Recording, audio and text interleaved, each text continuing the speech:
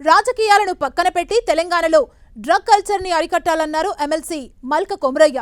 అసెంబ్లీలో media point దగ్గర BRS Congress పార్టీలపై తీవ్ర విమర్శలు గుప్పించారు.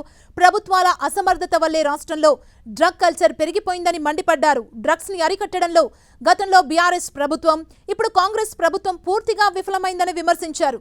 డ్రగ్స్ పార్టీలపై రాజకీయ విమర్శలు చేయడం తప్ప పూర్తి స్థాయిలో విచారణ జరిపి చర్యలు తీసుకున్న దాఖలాలు లేవన్నారు.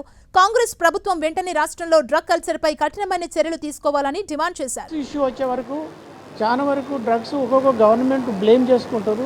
దాని బదులు ఈ ఏదైతే ఈ డ్రగ్స్కి స్కీమ్ ఉందో దానిలో సెంట్రల్ గవర్నమెంట్కి వెళ్ళి వచ్చిన 50 crores బడ్జెట్ వచ్చింది. ఆ బడ్జెట్ కూడా యూటిలైజ్ చేయట్లేదు.